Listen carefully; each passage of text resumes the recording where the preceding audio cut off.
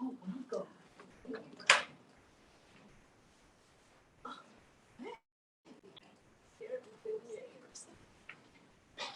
On behalf of RIPI and our colleagues in African American Studies, I'm pleased to welcome you this afternoon to today's program. Today's program initiates a year-long focus on environmental justice topics. The speakers by RIPI and the program in African American Studies. Our focus on environmental justice is quite appropriate since this year marks the 40th anniversary of the founding of the environmental justice movement in Warren County, North Carolina, and the recent announcement by U.S. Environmental Protection Agency Secretary Michael S. Regan at the 40th anniversary celebration of the creation of a new national office charged with advancing environmental justice and civil rights. This week is also notable since recently RIPI has launched its Environment and Inequality Virtual Library on its website, researched and designed by our undergraduate research fellows, Phoebe Diaz, Beth Seagroves, Cindy Cousin, Maggie Fox, and we appreciate them for their contributions to the library.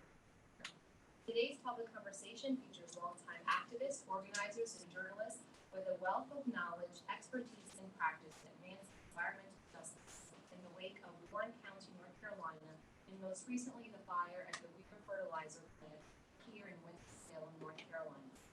As firefighters worked for days to fully extinguish the fire, the U.S. Environmental Protection Agency measured air particulate levels as much as 7 times higher than what the agency hazards, up to a mile from the areas most impacted by the fire and the smoke were overwhelmingly populated by people of color who live in households with incomes well below the average for Mississippi.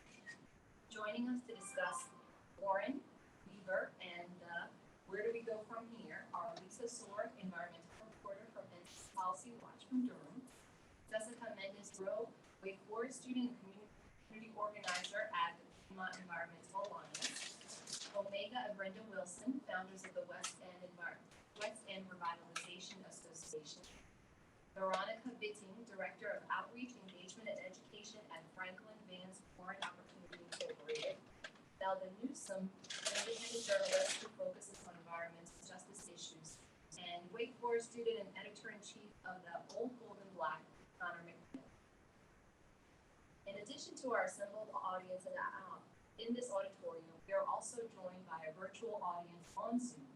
After the conversation, audience members have the opportunity to engage our guests. Also, this event is being recorded, so those of you who are interested in sharing with it or others of interest in viewing it are able to see it by accessing the website provided by RIP and African Americans. I now turn to my colleague, Corey D.B. Walker, Wake Forest Professor of the Humanities and the Director of the Program in African American Studies, who will moderate our conversation. Thank you. Welcome.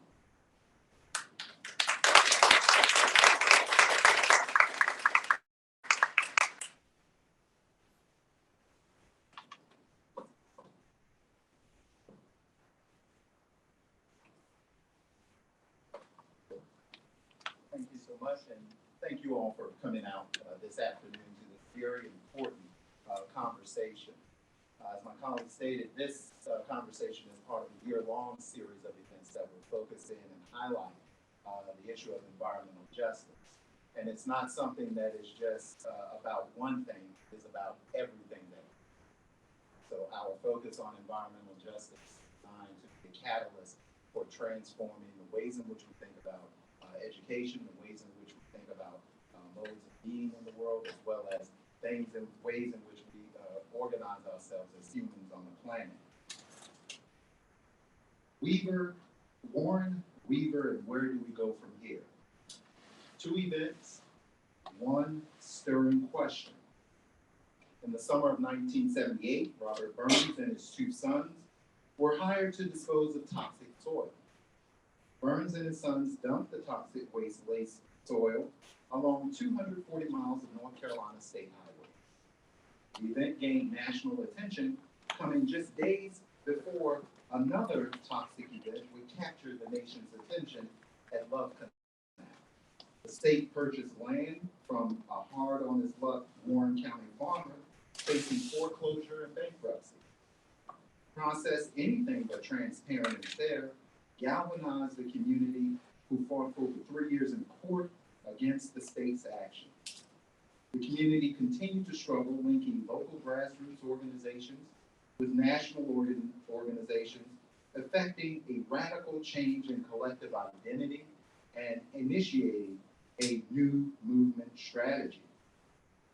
While formalized in the iconic Toxic Waste and Race report issued by the United Church of Christ Commission on Racial Justice, the environmental justice movement drew on the deep wells of knowledge, action, and righteous anger of a community committed to the inherent dignity of living with dignity for all people and realizing a full and flourishing vision of a right to life. On the evening of January 31st, 2022, close to 600 tons of ammonium nitrate fertilizer caught fire at the Weaver Company in Winston-Salem, North Carolina. The fire presented a historic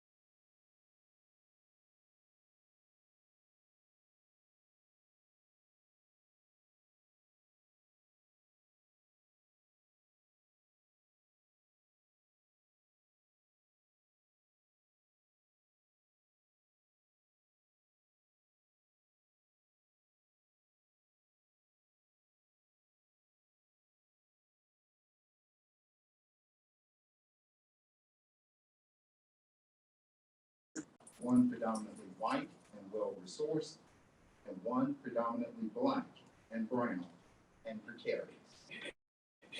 The racial regimes governing these two communities are not only inscribed in the norms and mores of organizing social, cultural, and political life, but also on the very conditions of life itself and the organization of knowledge that structures and forms our world. Warren County and the Weaver Fire are yet two instances of disaster by design, the infinite and unconscious ways in which racial regimes are naturalized and inscribed in the environment. All too often, when we think about these issues, we tend to be more descriptive and less critical and analytical about our very lives and our very communities. Consequently, we have generalized conversations and we virtue signal around environmental justice, environmental racism, instead of understanding the deep and imbricated ways in which race, gender, nation, class intersect to make and create an ongoing regime of environmental injustice. We are now faced with the fact, my friends, that tomorrow is today. We are confronted with the fierce urgency of now. In this unfolding conundrum of life and history, there is such a thing as being too late. Over the bleached bones and jumbled residues of numerous civilizations are written the pathetic words, too late. Martin Luther King Jr. spoke these words in his A Time to Break Silence speech at the Riverside Church in New York City on April 4th, 1967, 1 year before he was assassinated.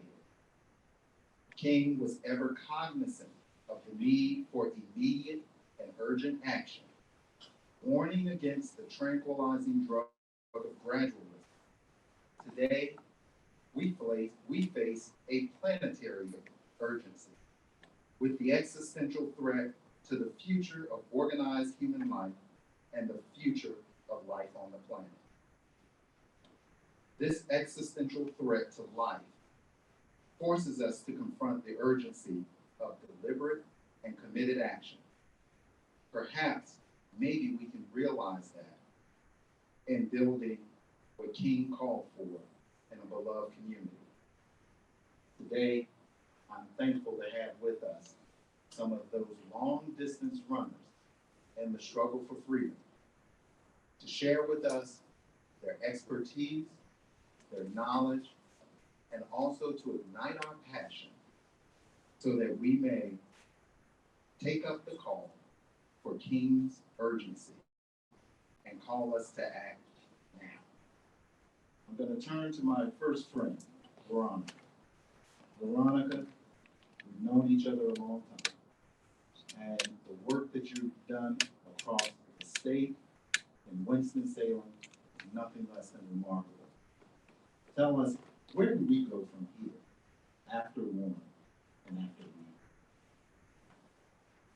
Thank you, Dr. Corey D.B. Walker. It is more than an honor and a pleasure to be here with all of you. Where do we go from here? Now, those of you in this room who know me, some of my very honorable friends, my brother Kevin Smith, my sister Patricia, and my esteemed professor, who's forever motivated me years before I became a student at Winston-Salem State University. I'm very happy to sit before you and speak of my personal opinion relative to my work in various communities across the state of North Carolina. There's something that I've noticed. Of course, I served here.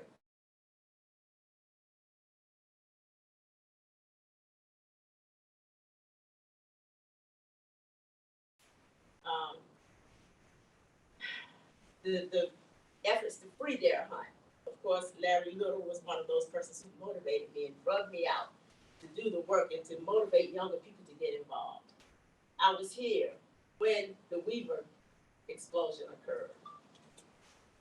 I'm really grateful because prior to that, there were people who motivated me to become more active in environmental justice work. Brenda and Omega Wilson sits here with me and shares the podium or the panel with me. I'll never forget, and this is more personal, and I'm coming from a community perspective because the work that we did together,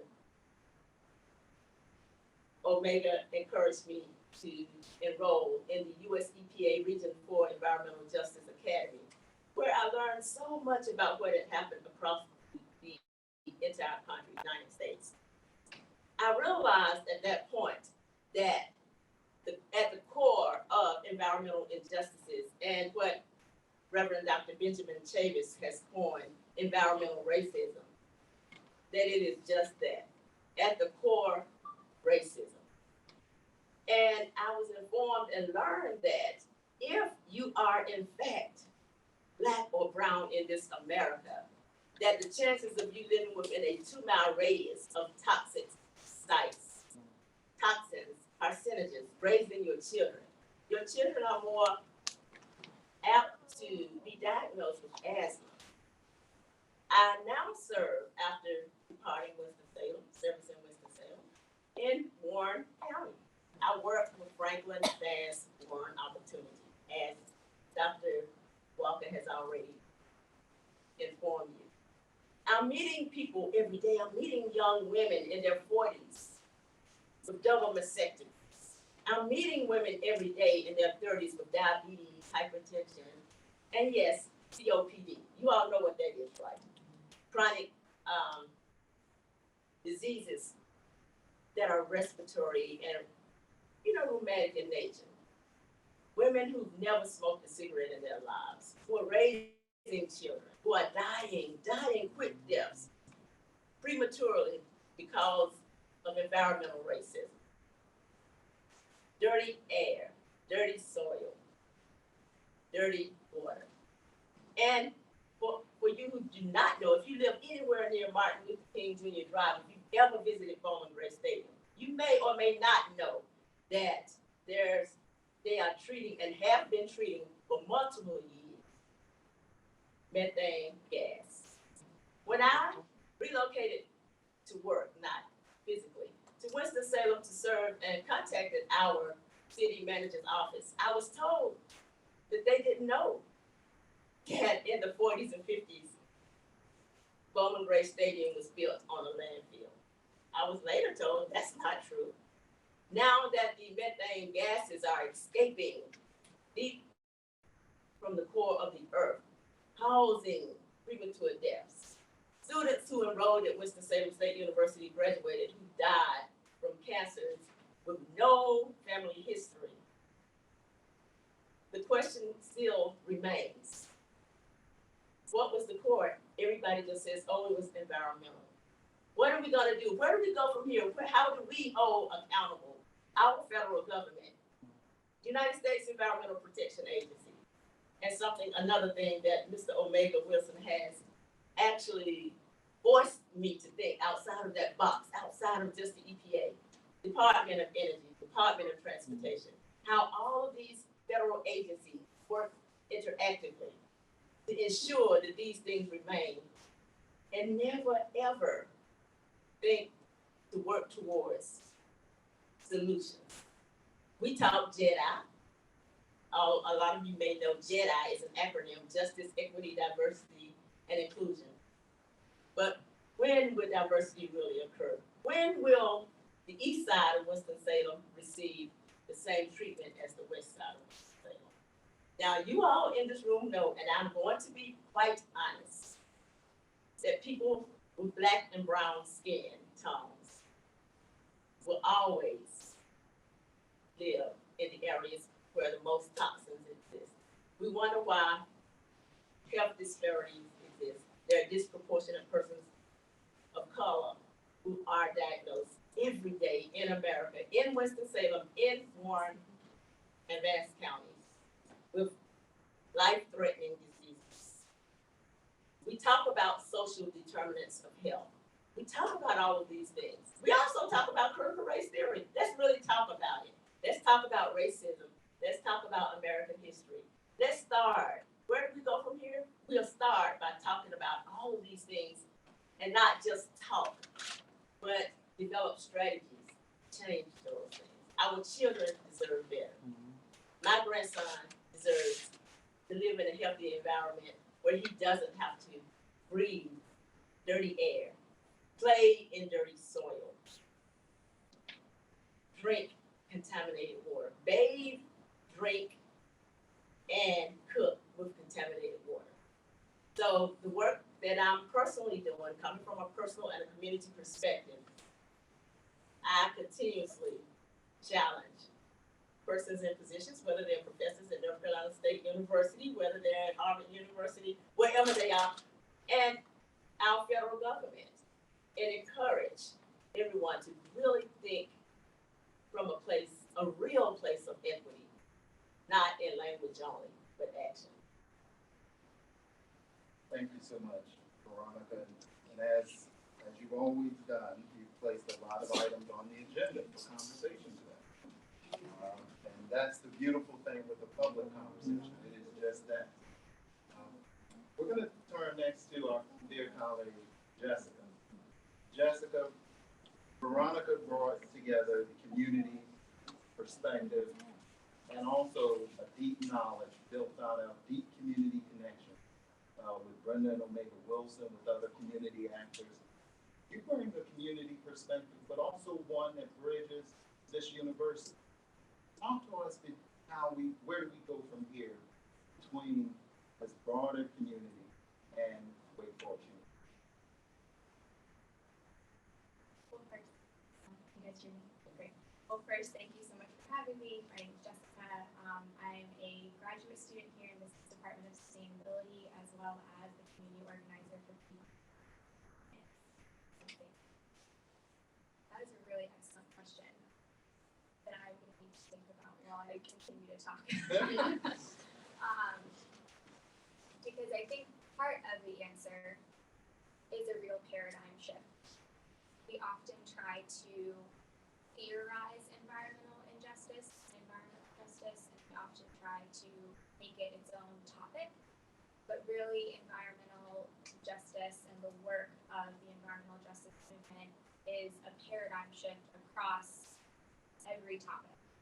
Public transportation or just transportation in general, health, land development, food systems, water management, all need a environmental justice framework, where that's the baseline. We're creating healthy water, air, soil for everyone, regardless of race, class, gender.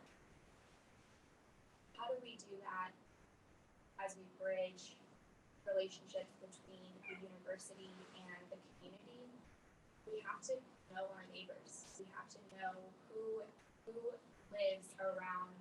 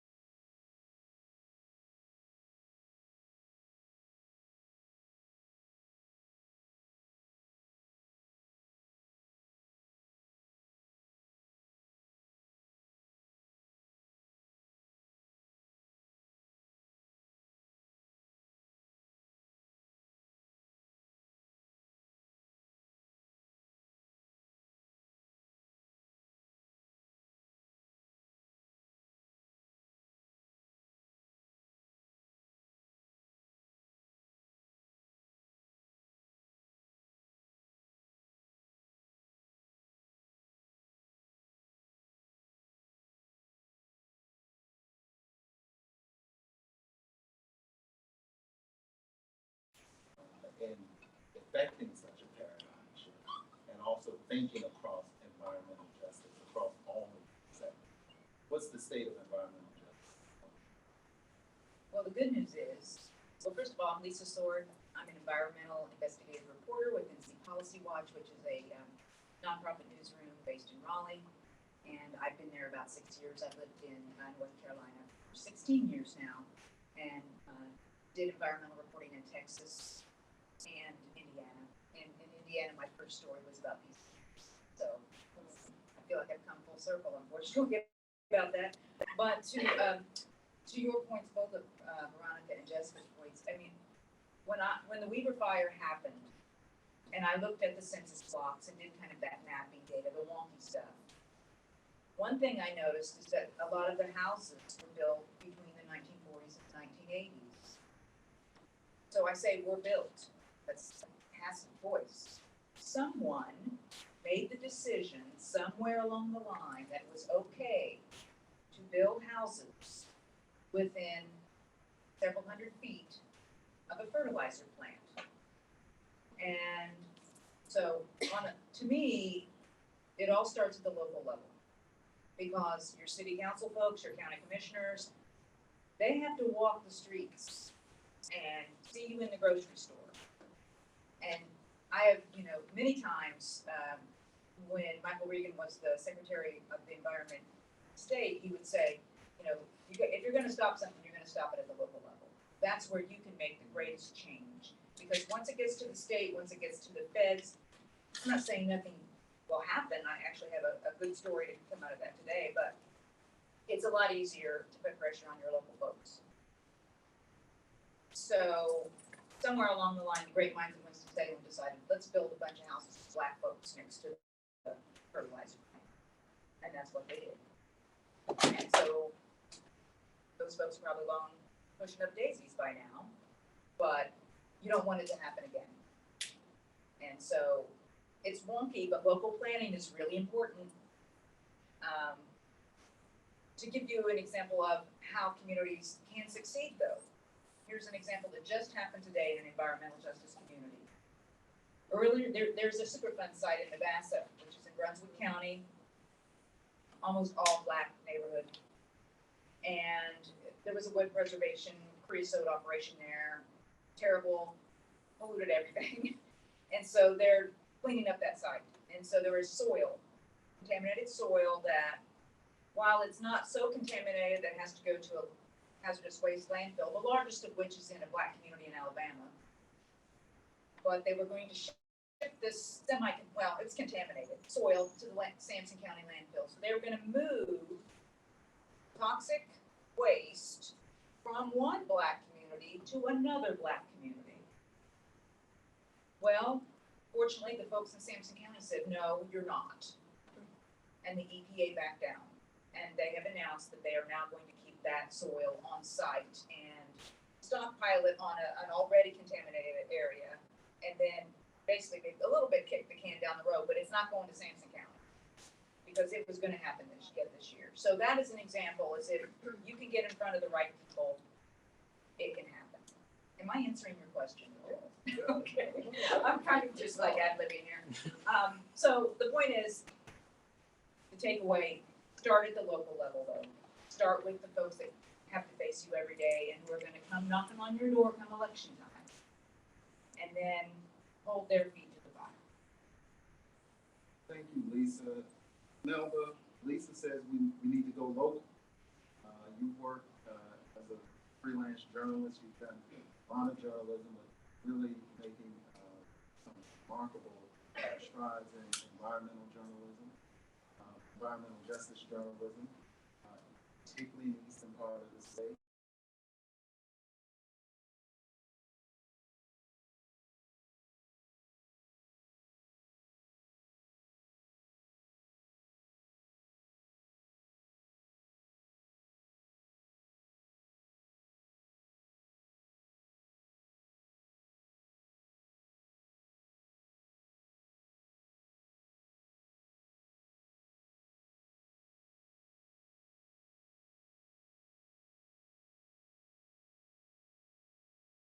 locally. And once they get up ahead of steam, it's like a train working down the track. It's so hard to stop it. And so that's why I really try to focus on like things that are happening in the communities where grassroots things can make a difference. I started, I've been a science health writer for most of my career and reading about environmental justice and environmental issues when things come up. But my focus has been just kind of laser on environmental justice since the pandemic, because I had a grant to report on the impact of the pandemic on Charlotte's Black community, where I live in Charlotte. And every person I talked to, every story, it was tied to the environment. The people who were the sickest were the poorest and the brownest and lived in the worst communities. So there was such a connection between the environment and the health. And so I was so glad when the president said climate change is a social determinant of health, because it is. These things, you cannot separate them out. And so that's part of what I try to focus on, because I want people of color, I want Black people to know that climate change isn't something about protecting the polar bears, okay? I mean, this is great. I see polar bears and it like breaks my heart when I see they're like sweating and don't have ice to walk on or anything, but this is in your community. That is why you don't have, you've got the hottest places with the worst air, and because all of these things are being exacerbated by climate change. And when you look down the coast, the southeast coast is the people who live here are some of the most climate threatened in the world, because we are going to be underwater and the Black people are going to get it first because of where we were forced to live and where we were redlined.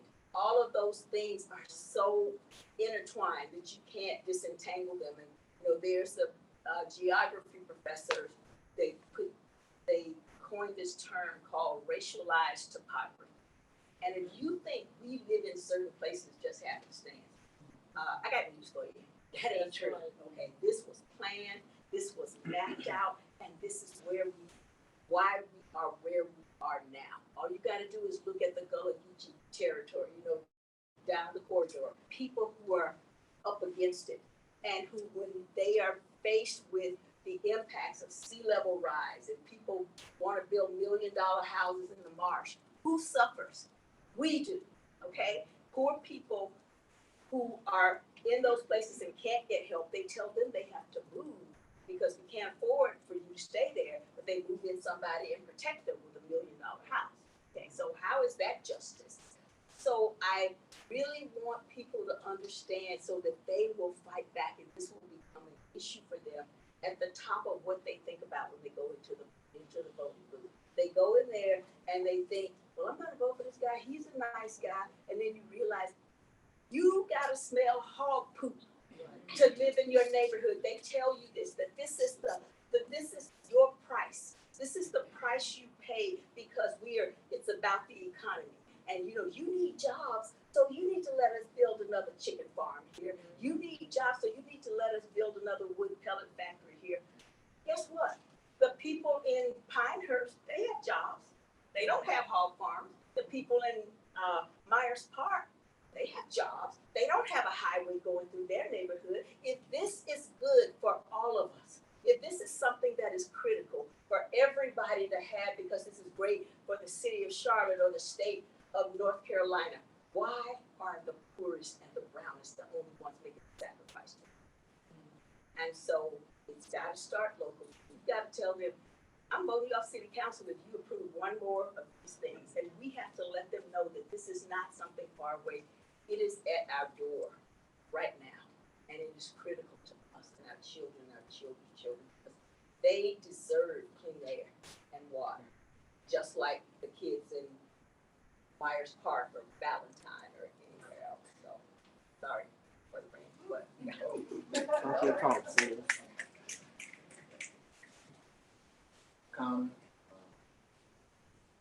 Melba brought together economics, environment, and ethics, asking us the question, the poorest pay for the ways in which we're living.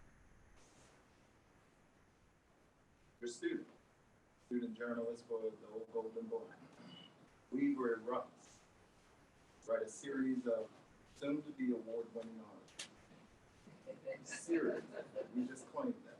So that these things old Golden Boy. Talk to us about the education that you received as a journalist in light of how you shared that education with Wake Forest. What a privilege to be amongst some long distance runners here. This whole panel is incredible people who have spent a lot of time working on something that is very important to all of us. And I think those are two very important parts, education and also cost. As a journalist, with a responsibility to communicate information to Wake Forest students and Wake Forest faculty, people, staff, everybody who lives relatively close to or on Wake Forest campus, I have a tremendous responsibility to inform those people about what's going on. And so, it started, I was walking across the parking lot after working in the office, back to my dorm, and there was some smoke, and I could smell it, and that's when our reporting process began. It started, at about 7 p.m., ended at about 1 or 2 a.m. We were, watching as there's this mass exodus of Wake Forest students leaving their apartments, leaving the dorms on campus. And to me, it was just a remarkable flashpoint within our university's history. And I think, to quote Dr. Dean Franco, who's an English faculty here, he said in one of our pieces that the Wake Forest bubble, the division between Wake Forest University and Winston-Salem community, is an internal perception. It is something that is within, minds of students. It's within the minds of faculty and staff. We are a part of this community. We are a part of this city, and we have a responsibility to be aware of that, and not just to be aware of that, but also to make decisions for all the people who live next to us, be held accountable in those decisions. Wake Forest, that statistic ninth in the country with an incredible and a tremendous amount of resources and power at its disposal. The people that I go to class with, the people that work with me, are going to be the next leaders in America. They're going to have an absurd amount of wealth and power at their disposal. And to me, writing that coverage, reporting what was happening, and going through the decision-making process of the university, going through what was happening environmentally, scientifically, that was a responsibility that I was so grateful to have and to learn about. And I hope that my coverage, was received well by students and faculty, and I hope it was educational for them because, when you have that access to power, when you have that access to responsibility and decision making, you must learn about these issues. You must understand that, Wake Forest plays an integral part in this community. It's a tension. We talked about the tension of zoning, about local planning. That conversation didn't end. It's still going on. It's a tension today. Like Wake Forest is still building, considering to build, figuring out how they want to develop. And as students, as faculty, as staff, as people who are in the Winston-Salem community, it's so essential that we take a voice in those conversations and take into account not only our own perspectives, but the people who are much different from us. Because the people who were at Wake Forest, who were leaving campus, they were flying to the Bahamas. They were going to, the Caribbean. Like it was the most stark contrast of power and freedom that I had ever seen before. And I think I'm all the better for it. And I think most students would be all the better for it if they start to realize that. And I think I'll just talk about one last thing. Environmentally, students and young people need to educate themselves about these kind of incidents, about these kind of environmental flashpoints. It was a long process to understand, we refer how it affected Wake Forest. It was weather that actually blew particulate matter, that blew the combusted building materials towards Wake Forest. It was a wind pattern. It was an inversion layer, of air that trapped the smoke to the ground. And I had to understand that. And a lot of students understood that too when they were making decisions about where to go, how to be safe, whether they should close their windows or not. Unfortunately, these are the kind of things that people are going to have to understand very intimately nowadays. There are going to be more incidents like this. And once people realize how painful it is to understand how this affects so many people and ruins their lives, like, people need to understand how to navigate that. People need to understand how to prevent it. And I'm just so thankful that I had that opportunity to educate people and to educate myself. Thank you so much, Connor. Brenda and Omega Wilson, I want to publicly thank you. That sign right behind me going a lot to the activism of students. So I want to thank you. I said when you walked in, thank you, brother. Thank you so much. Connor highlighted education, accountability, and responsibility. Not new to this. Where do we go with education, holding folks accountable, and also being responsible for creating a brighter future for us all? Well, my wife is going to talk about her background and her formative work in education, starting from Bowling Green, Ohio, Jackson, Mississippi, Greensboro, North Carolina, etc. So, I'll come up with a conversation. I've taught, first of all, in William Wilson, who founded the Education Association. I've taught special education for about almost 35 years. Starting master's, starting at getting my master's in Bowling Green, but my husband fortunate was to Greensboro, where he started his career in communication. Right time, and took care of his son. Then we moved to Jackson, Mississippi. So it got kind of upset with us moving. But we moved anyway for a purpose.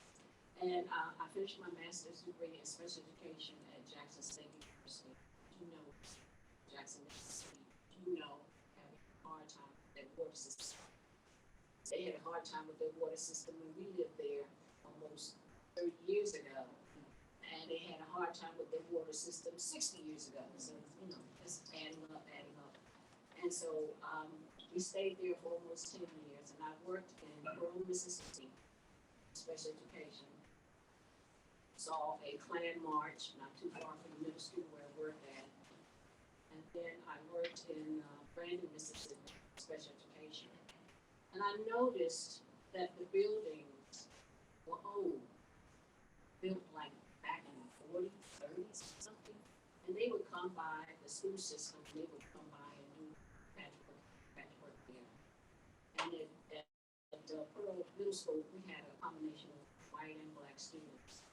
It had more white than black, but the building was old. And you had ceiling tiles coming down, and the water fountains were hardly working.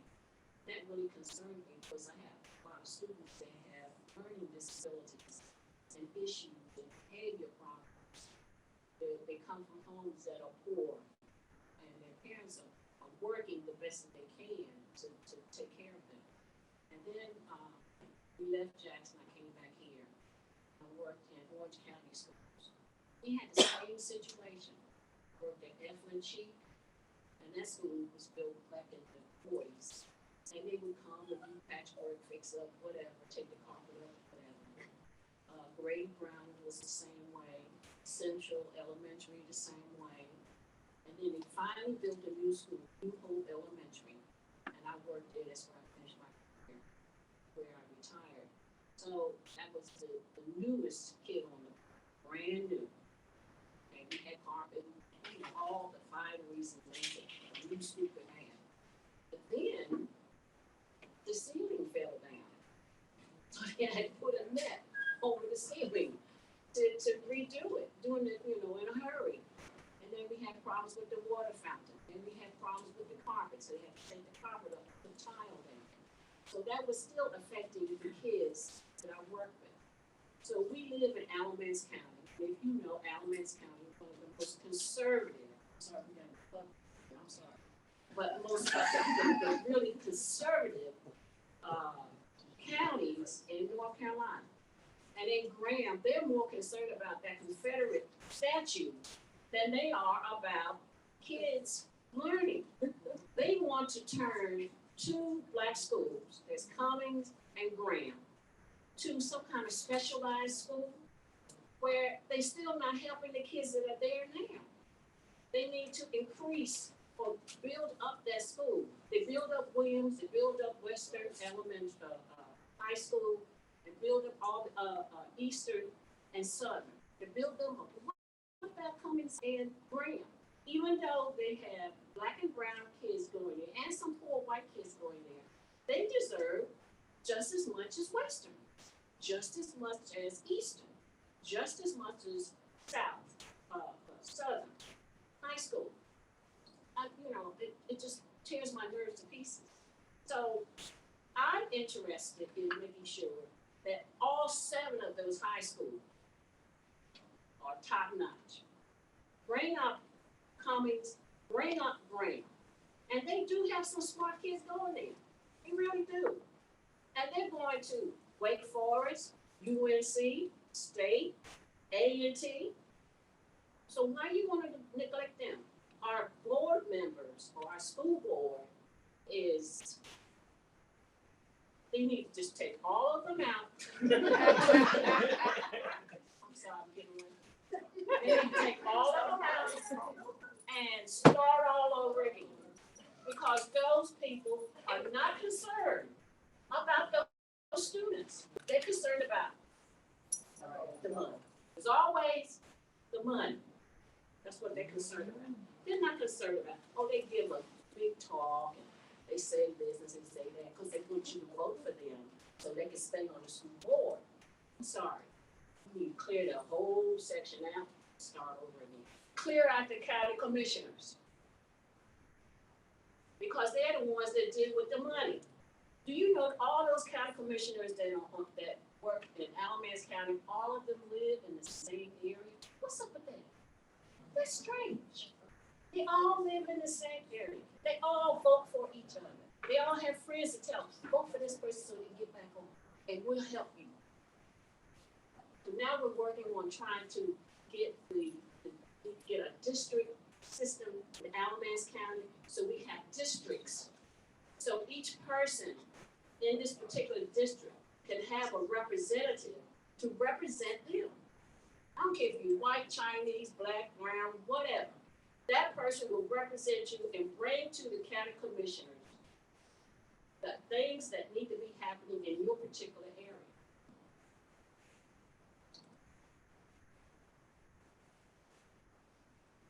I can say more, but We're gonna take that walk right now.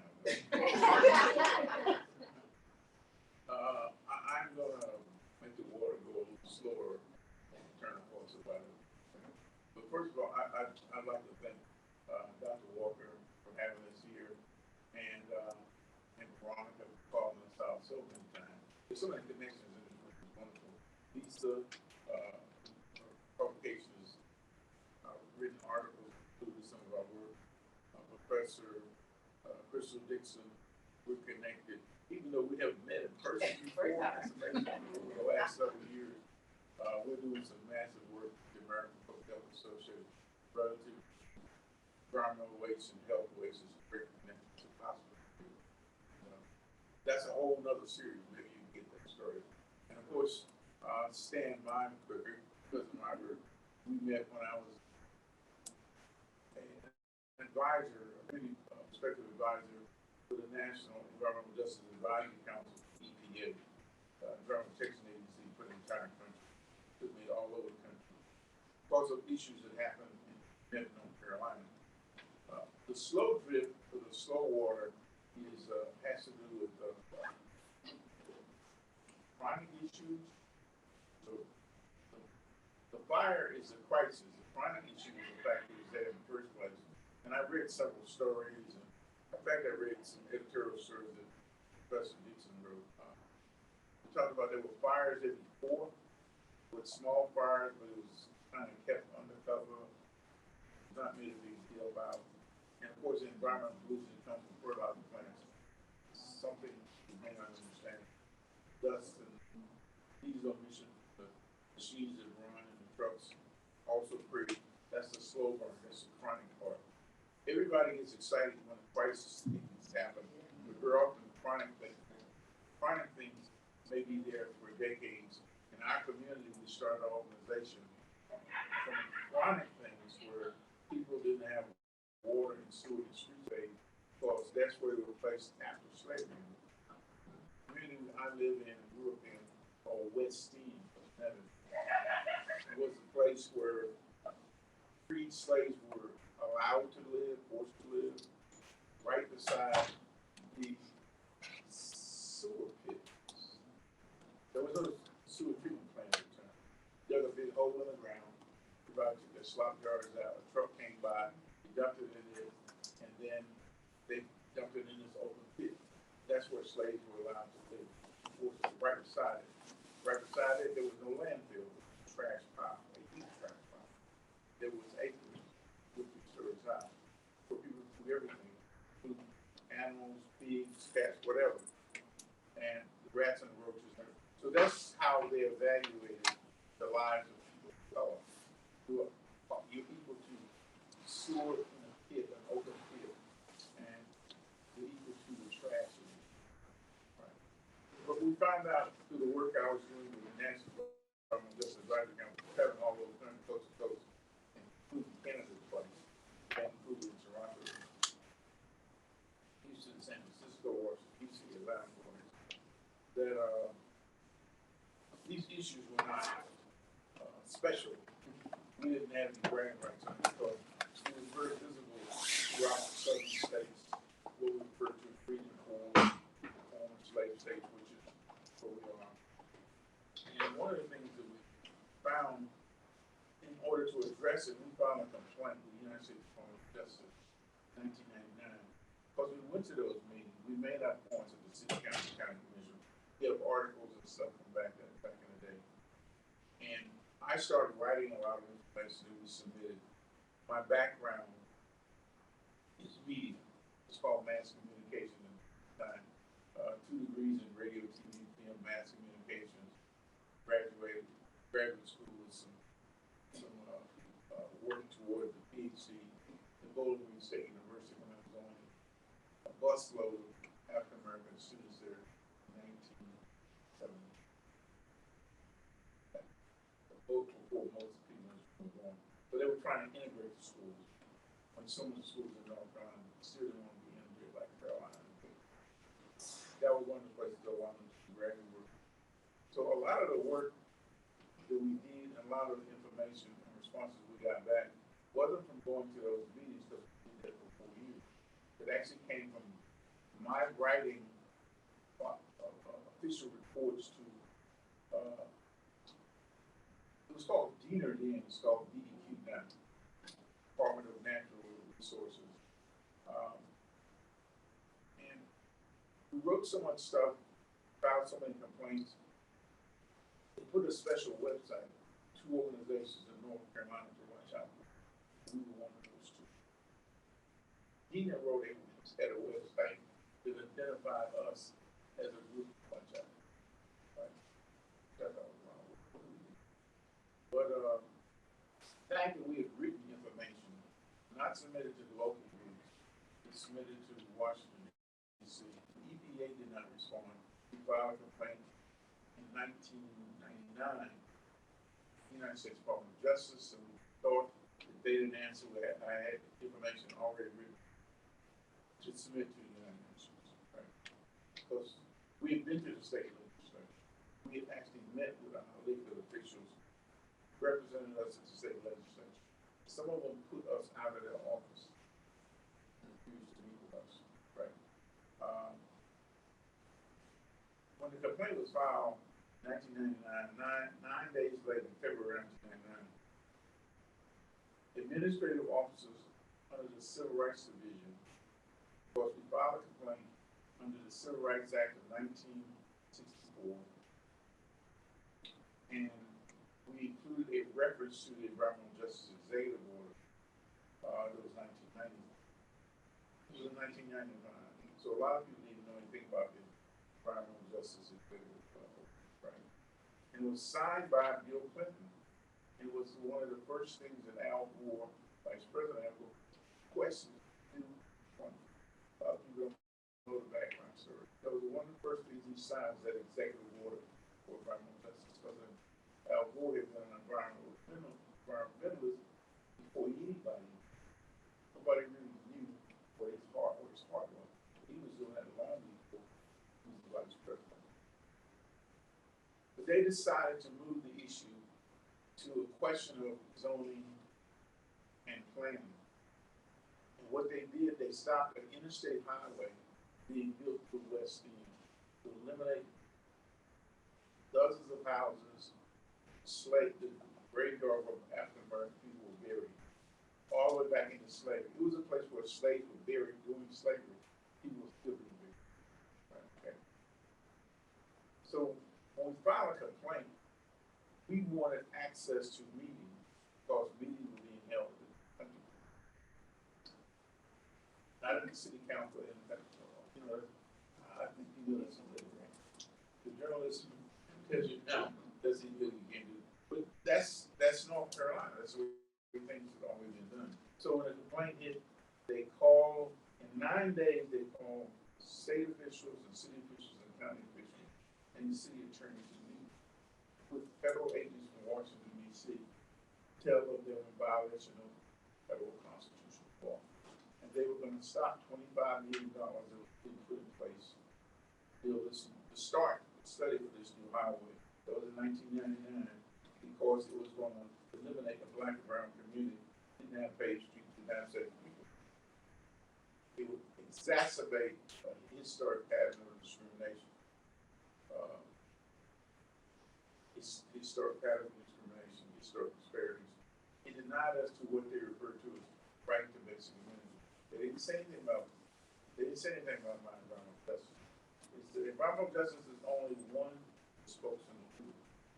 Basic amenities are sidewalks, roads, stormwater management, anything that deals with quality of life. So when we wrote this, look out your door, write down what you see.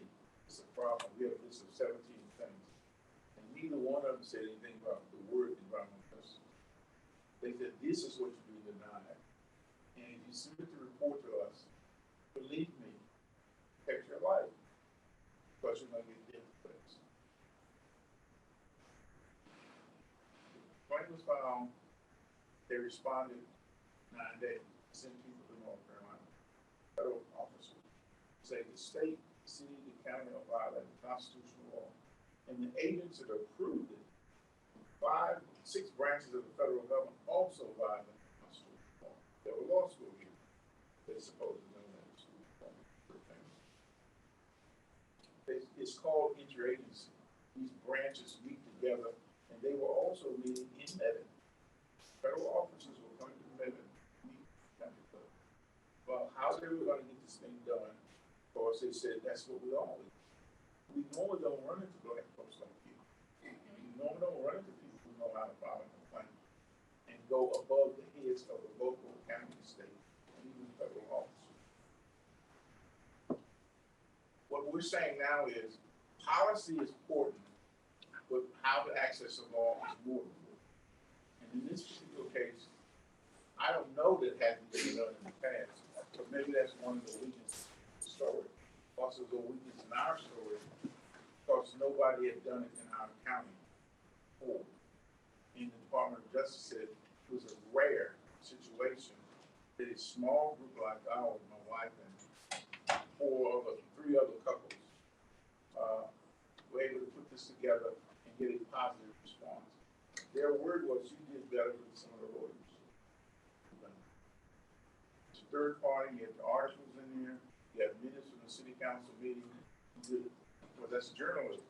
So I was just doing what I was doing when I was writing all these papers and all this other stuff. I just wrote it like that. And it hit.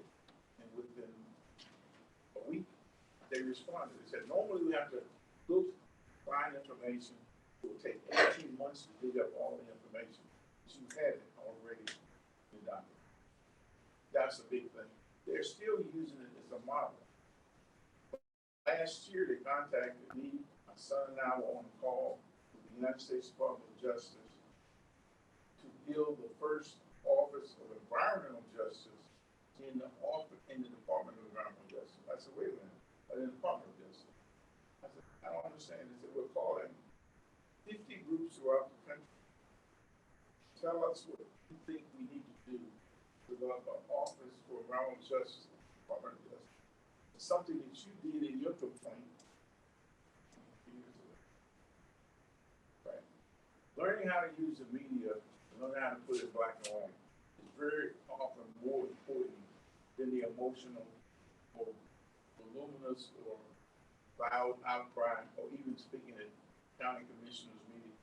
When you put the document in writing, it's a file you can't necessarily throw away. How to do it is difficult. A lot of people do not know how. It's just a fortunate turn of circumstances. I'm saying, Veronica and I were with Charles Lee, who was one of the foundational people who started the Office of Environmental Justice, the EDA, and he was one of the people who worked for the United Church of Christ and was arrested and kept the records of everything in Warren County. That's where Veronica and I saw him in Warren County. Didn't know him here. Stan, of course, knows him. And I said, Charles, it's great that now the policy is going to help the environmental justice issue. He said no. He said no. The policies still have to catch up the advances that communities have already made. Policies have to catch up. The last thing I'll say is we've been contacted by the White House, Council for Environmental Quality. A lot of the students, and you'll be Googling this stuff, Environmental Quality, CEQ as they call it.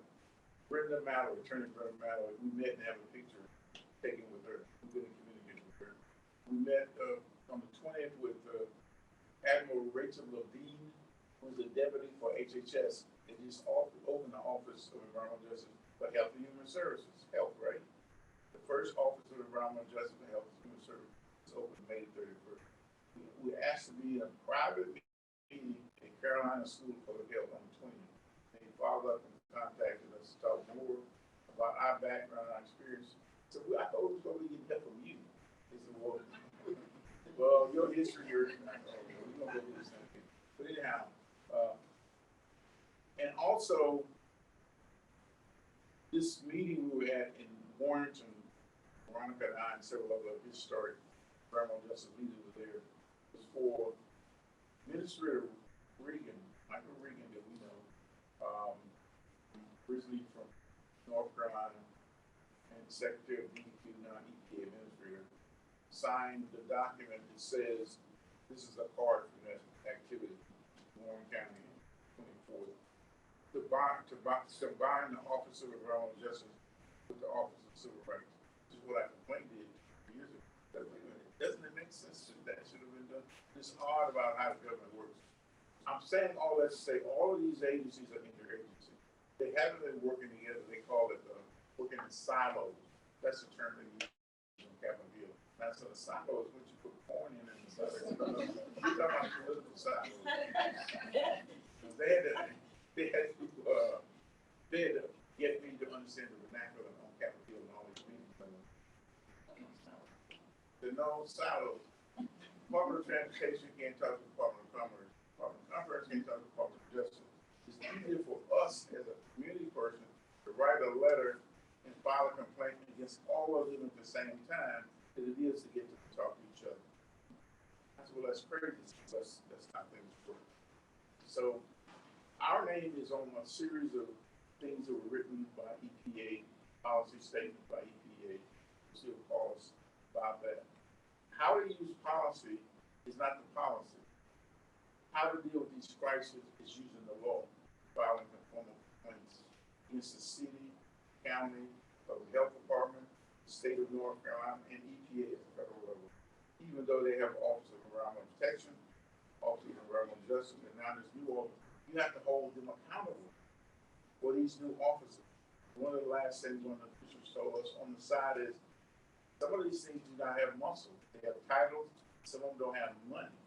And the only way they do get the money and get the muscle, even if they have to borrow the money and hire more people from people like us, file more complaints and make them toe the line. And put those complaints in your publication at the university level and Lisa's publication and all the other publications. Policy, deal with the crisis, and you have to open up the faucet in the legal terms to make it operative, to make it realistic. Otherwise, you spend a whole lot of time talking to a lot of city council meetings and commissioners meetings to get very little done. When the policy information comes down and the complaint flows and they stop money, they stop the process and let them do this highway for 16 years before the complaint. When we got through it, it cost $100 million. And they did not build it through the community before we filed a complaint. It was historic. We didn't know how big it was. Department of Justice said, extremely unusual to be done without a law firm. Thank you. Thank you so much.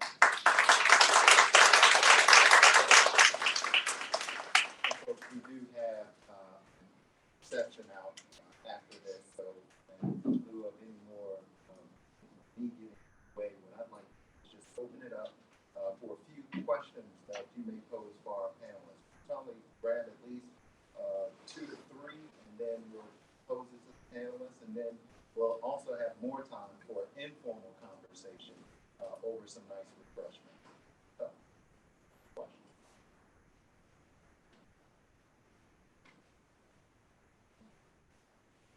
So, it was mentioned, making this issue, I guess, more for the environment specifically, bringing more awareness to communities of color.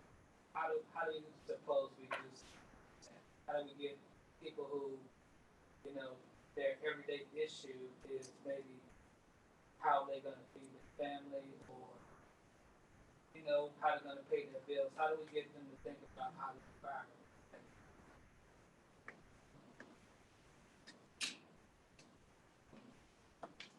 I'll start with there's a thing called spark plug. I've never heard this term used before. So I was asked to speak 3-4 times in a year, years in a row, at a school of regional city planning, Carolina. And one of the students in there, his name is John, assistant vice president there at Texas A&M. He said, "You're a spark plug." I said, "What do you mean?" So that's a term we use in city planning. Bring a planning project for the city or county or corporation, you have to find somebody in that group you're talking who will ignite. Everybody knows you need it, but everybody sit and listen to you, throw off the maps, and all the plans and blueprints and landscaping and photographs, and they won't do it if you listen. You gotta find somebody in the group who will ignite the fire and make it move. It's like a car, beautiful car, and you pull all the spark plugs out, it won't go anywhere. And that's some of the cheapest things that's in the car. So you were a spark plug. It's a shop term that we use in planning. So you were a spark plug in the community. People listening and being educated need very little unless there's somebody in the community who becomes a spark plug that will take it to the next level. So that's how they identify what we were doing. The community had been on slow burn since the 1800s, 150 years. But it came to a son who was born there. He said, "Hey, we're going to son. You Jesse Wilson's son." Came back to town and saw what was going on, and was kind of sick and tired of his family and cousins, brothers and sisters, classmates suffering. So up with an academic degree, actually work for community. So there has to be somebody. It could be a pastor, it could be a community worker, it could be a citizen, it could be a nurse, who is willing to put things in writing and willing to do that extra work, actually create another job for themselves. Finding that person or those 2 or 3 people who are going to do it and not stand on the lawn out here after it's over with, just cuss and fuss, that's the key. Who's the spark plug? Find the spark plug, make it work. And I'll add, we need all of that in Spanish for Spanish speakers as well.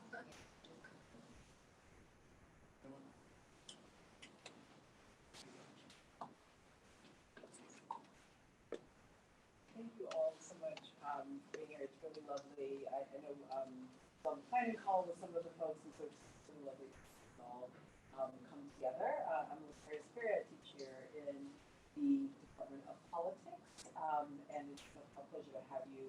I was teaching a course on race and disaster when, in fact, Professor Dixon and I were teaching that class on race and disaster together when the Weaver fire occurred, and it really became a kind of to your point, a sort of central turning point class when all the things we've been sort of talking about theoretically became real in a very different way. And first of all, I'll remember you saying to students that the particulate matter they were worried about breathing at that moment is something that is standard, right, in many communities, and how valuable that was for really putting that in context. I wanted to go back to something that Professor Walker said at the start and tie it, Connor, to some of your points around this notion of bubble. And Professor Walker started by talking about virtue signaling, university relationships. I'd also connect this with your points about educational inequity and funding. And it feels to me like when we talk about a place like Wake Forest or other places, I'm going to stick with Wake since we're here, when you talk about connection to community as though it is an option, right? And we'll talk about things like the community engagement office and the ways that students go and, build for Habitat for Humanity or do great things like Hit the Bricks today. And I worry that we don't ask or don't force broader structural questions, like the fact that Wake Forest, as the largest employer between the campus and the hospital, but having nonprofit status basically starves the entire community. So when we think about things like educational inequity, right? Best thing we could do would not be to deploy its undergraduates as tutors, it would be to pay its freaking fair share of taxes, right? And so I wonder about the ways that, as we're thinking about university relationship to community, we tend to think of it as programmatic rather than, rather than thinking about it as the structural, institutional ways that universities like this actually starve the communities in which they find themselves.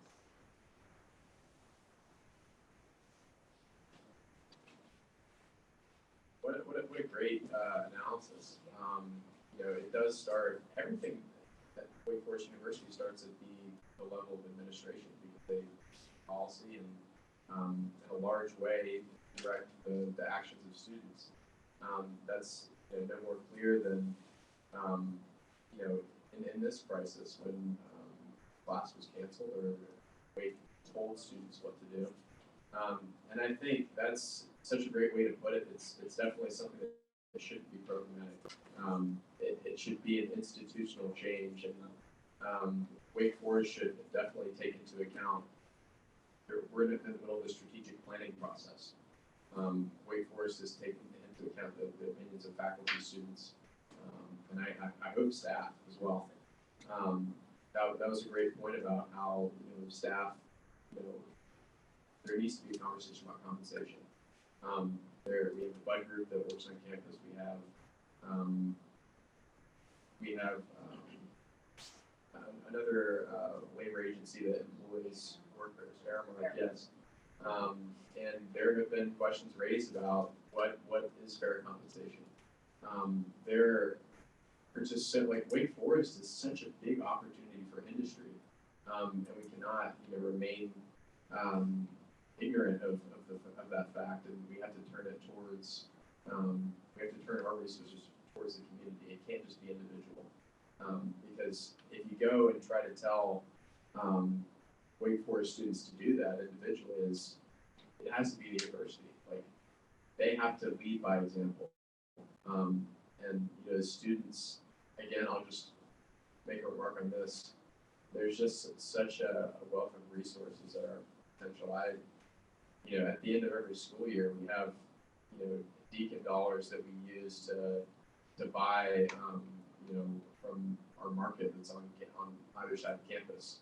And people have like hundreds of like credits to use, and it's just amazing to me the waste of resources that are in those markets, and people will just be buying it. And I've seen some good things like students spending that money and giving it out to people in the community. But I mean, there's just so much opportunity for development and engagement with the community that needs to happen on the level of administration. So I think that's a wonderful point, and I'm hoping that something like that will happen in the future. Well, we have a few more moments, and what I'd like to do, we began with Veronica, and Veronica opened up our conversation, and everyone rushed in. And that was beautiful, and we've learned a lot, raised a lot of questions, hopefully ignited fires within each one of us, and now we have to begin to keep those fires going and burning, and have this paradigm shift that Jessica argued for, presented for us. I'm gonna, for closing, Veronica shared her pictures of the Warren County celebration and announced over email. If you're on Veronica's email list, you will always be informed of everything going on all over North Carolina, all over the South, all over the world. And congratulations, Veronica will be a delegate to COP27 in Cairo, Egypt. But Veronica, Veronica brought some gifts. And I want you to share those gifts with us briefly to wrap up this conversation.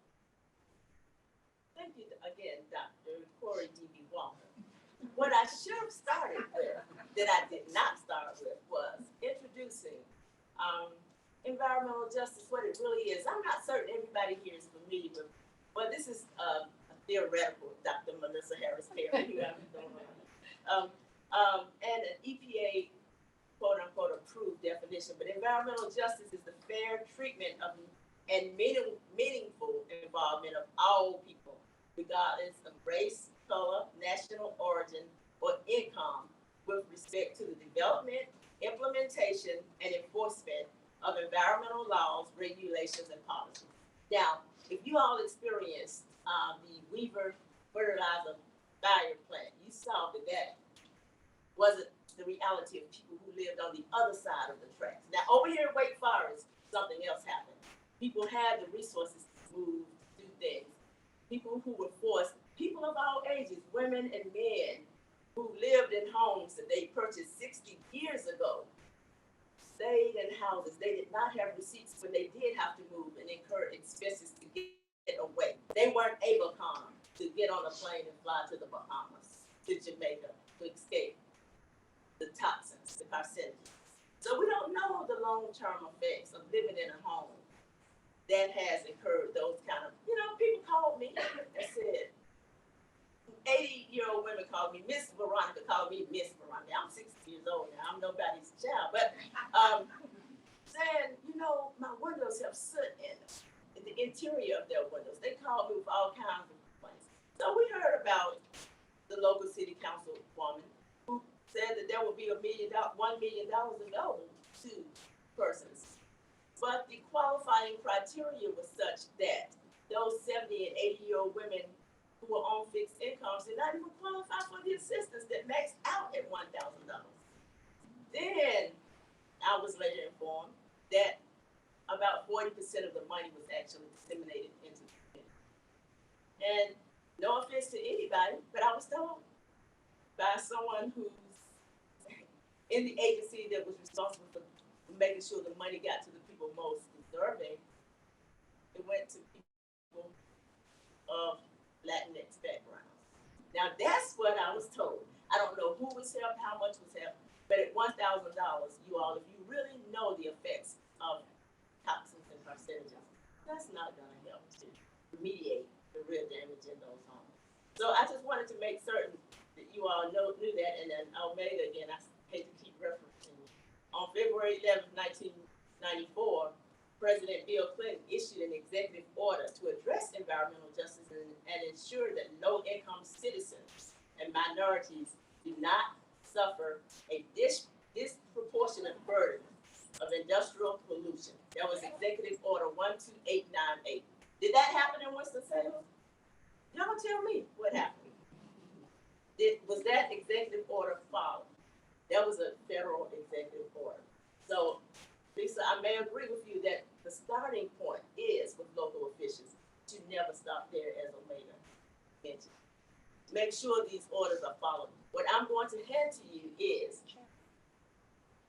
some photos from Saturday, September 24th, 2022 in Warrenton, North Carolina, where I served with Franklin Vance Warren Opportunity Incorporated. I'm very proud to be the director of outreach, engagement, and education, and that's exactly what we do. But some of the pictures, Omega doesn't need this because he was there for one, and he will recognize everybody on each one of these pictures. But I would like for you to really utilize these, keep them in your books, but read it. The second one is the 17 Principles of Environmental Justice, and someone else that Omega's gonna get me later, but he introduced me to Dr. Jacoby Miguel Wilson, who's at the University of Maryland at College Park, often references and makes sure, he always says, those 17 principles. Here are the 17 principles of environmental justice. Make certain that your local government and your federal government follow this and adhere to these things. So, Thank you so much, Veronica. there are two different. Yep. You got it. Okay. Sorry. Thank you, Oh, Veronica. one thing. I'm very, very, very sorry. But one thing that wasn't mentioned, the Justice 40 initiative, Omega. Justice 40 is an initiative where President Joe Biden people that Omega and I work with all the time.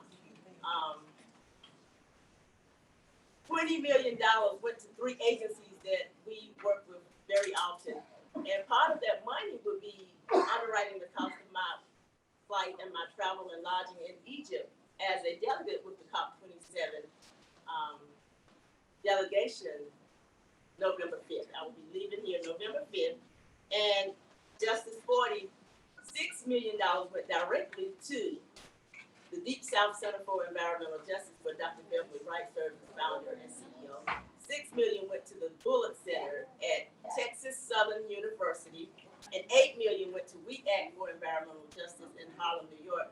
And we also were joined last Saturday by Bernice Miller-Travis, who's really, I mean, if you all want a great speaker to talk about us telling our own story, tell your own story. And there's an African proverb, Dr. Walker's gonna have to help me. If the lion, if the story's not told by the lion, it would always be eaten or something of that nature or something. But so if we don't tell our own stories, Miss Bernice Miller-Travis is a great person to have come and speak to you about why we should be equipped always to document Omega and tell our own stories. But I do also serve with the National Black Environmental Justice Network as the hub director for the Justice 40 initiative, just North Carolina. So if you all want to make connections with people like Omega, with all the people who teach me everything that I'm learning, please feel free to contact me. My name and my organization is on the bookmarks. And finally, Soul City. In Soul City, there's an organization called Bridge Tech, graduate of North Carolina A&T State University, engineer and mathematics major, who's phenomenal. In Soul City, you all know about Floyd McKissick, you all know about Warrenton, you all know where the environmental justice movement started. Warrenton, Soul City, county commissioners provided 32 acres of land. And a guy by the name of Jimmy Moore out of Greenville, South Carolina, will be building a data center. We're going to do so many great things out of that center. And we're looking at environmental justice being at the forefront of that and economic development. So it's going to be a major, major, major activity. So contact me at Franklin Vance Warren for more information. Thank you so much, Veronica. And I want to hand over to Bettina to thank everyone and also to thank two of our sponsors that we want to make sure we recognize. Well, thank you, speaker, for joining us. We really love such an engaging conversation. And we have recorded the events, so we will provide you all more information if you'd like as to how to access it. And we thank the Politics Department, the Environmental Program, and everyone involved here to help us get it. We encourage you to join us at the reception sponsored by Africa. So, thank you. Thank you so much, everyone. As we see a long distance runner over in the corner, Professor Larry Little, my professor, my colleague. And please join us to thank Jamia Estes, who, without her assistance, wouldn't have happened. So we thank Sister Jamia for everything. So thank her. Let's give her a round of applause.